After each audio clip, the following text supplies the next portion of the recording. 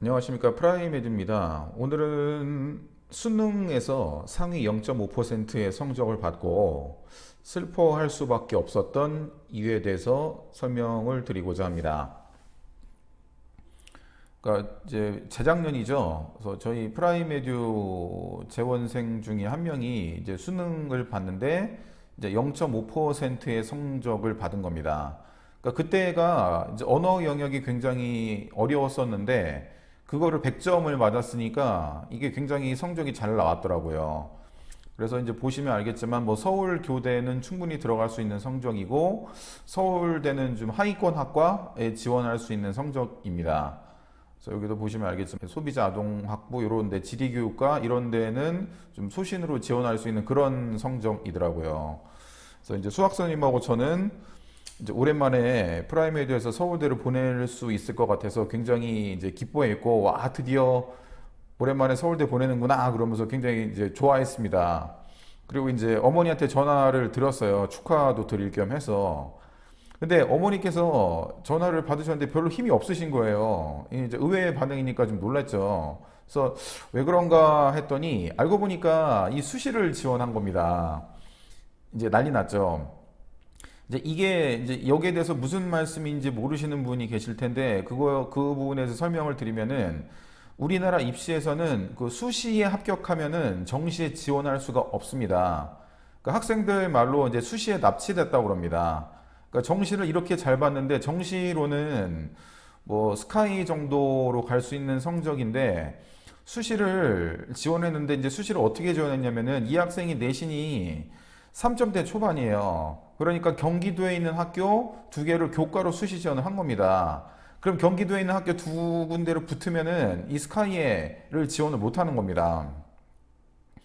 그래서 이제 난리가 났습니다. 그 전에 9월 달에 성적이 모의고사 보고 성적을 어느 정도 분석을 해가지고 이제 어떻게 하라고 저희가 얘기를 해주거든요. 근데 9월 달에도 이 정도 성적까지는 아니었지만은 이 정시 성적이 훨씬 더 잘 나왔기 때문에 수시를 지원하지 말라고 했습니다.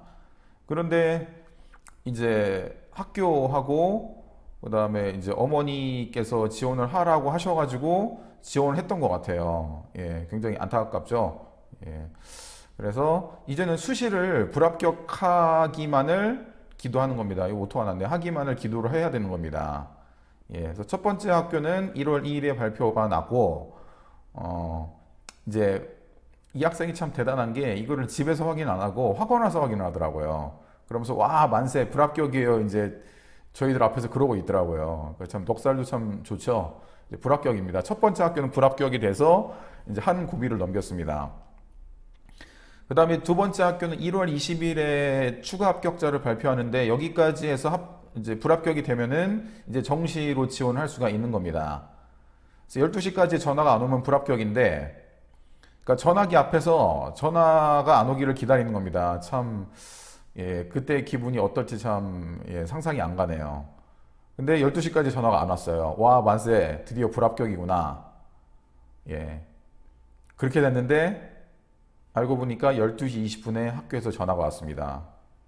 누구누구 학생 합격하셨습니다. 등록하시겠습니까? 예. 등록했겠습니까? 예. 그래서 그냥 안타깝지만 재수를 하기로 했습니다. 그러니까 여러분께서는 지금 수시 납치의 현장을 지금 보고 계신 겁니다. 예.